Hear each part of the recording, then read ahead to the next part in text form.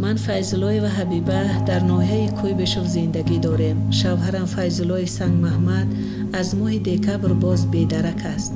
از سال 1993 تا سال 1997 از این استودیوی رادیوی تاجیکستان برنامه خاک وطن پخش می‌شد. اولها تاجیکان بی وطن گشته رو می‌دیدیم و پروایی نداشتیم. در تاجیکستان جنگ شهروندی ادامه داشت. این برنامه برای مردمی که سال 1993 از تعقیب سلاح و دستان از تاجیکستان به افغانستان فرار کردند تهیه می‌شد. تاجیکستان اشک می‌ریزد. اشک برای فرزندان عقل گم کرده و تشنه خون برادر گشته. تاجیکستان اشک می‌ریزد.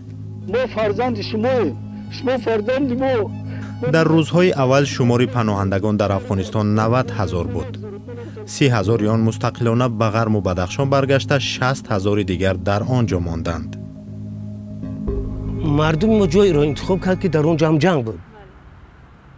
هر لحظه هر یک دقیقه یک حادثه شدنش ممکن بود. سازمان ملل متحد با حکومت تاجیکستان و رهبران پناهندگان مسئله برگردانیدن پناهجویان تاجیک را به میان گذاشت، چون که وضع امنیتی آنها تشویش آور بود. در کمپ سخی وقتی که ما به لاگر گریزو میرفتیم و درون خیمه های آنها رو ما دیده بودیم، در حقیقت جایی که ما گفتم که قرار گرفته بودن آنها اونجا رو دشت ماران میگفتند. این به سبب نبود، چون که در حقیقت یک دشتی که در تابستون نهایت تفسون، در زمستون نهایت سرد بود و در همین شرایط مردم عمر به سر میبردند. ماه فوریه سال 1993 نمایندگان حکومت نو تاجیکستان برای دعوت پناهجویان به افغانستان رفتند. شیرعلی مصطفی قلوف خبرنگار تلویزیونی دولتی شامل هیئت بود. با حکم تقدیر ما امروز در مزار شریف در کمپ سخی زندگانی داریم. آن سالها در مزار شریف شمار زیادی گریزه ها را دیدن ممکن بود که حال بدی روانی داشتند. از بس که از تاجیکستان خبرهای مدهش میشنیدند، روز به روز امیدشان به بازگشت کم میشد.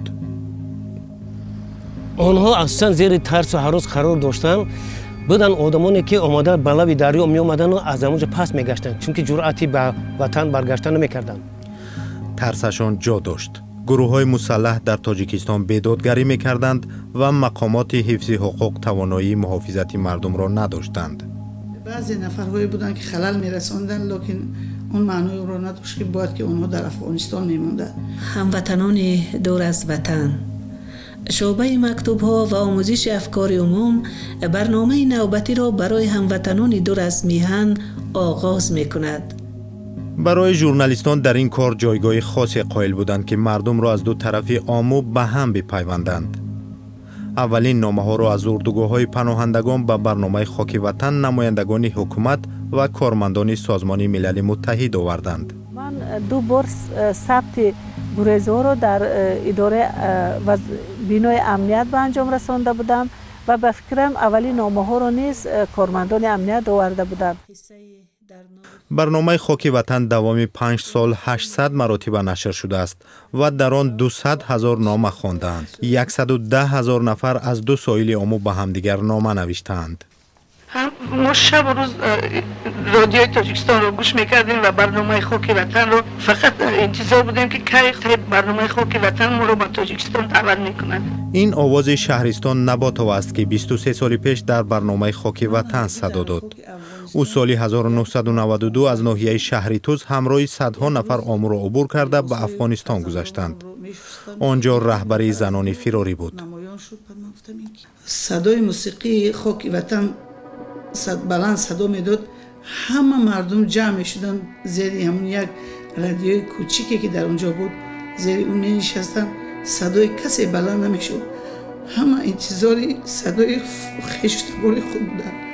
انتظاری میکشیدن که کنی از خشتباری کی برآمد میکند و بچه‌ای که یا پسری که یا دختری که برآمد میکند و پدر و مادر یا که خواهر و برادر خود رو برای برگشتن به وطن دعوت میکند.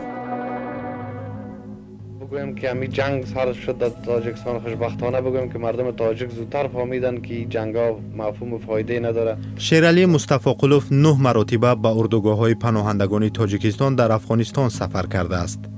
سلسله برنامه‌های را با نام بازگشت و وا غریبات در تلویزیون دولتی نمایش می‌دادند.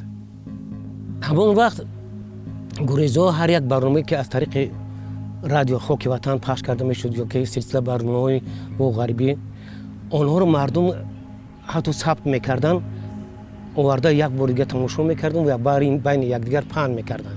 محققان میگویند برنامه خاک وطن و نمایش‌های وا غریبا و بازگشت برای برگردانیدن 800,000 پناهنده نقش مؤثری داشته است. خاک وطن چند مؤلف داشت.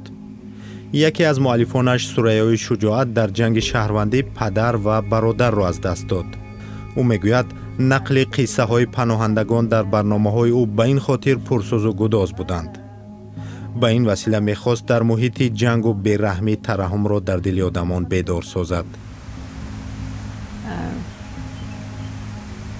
حالا نیز من راستی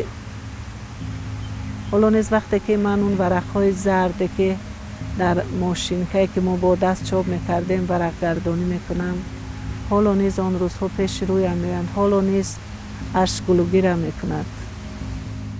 5 سال عمر این ژورنالیستان به انعکاس وضع پناهندگان بخشیده شد. لحظه های تشویش آور و رقت آور را پس سر کردند.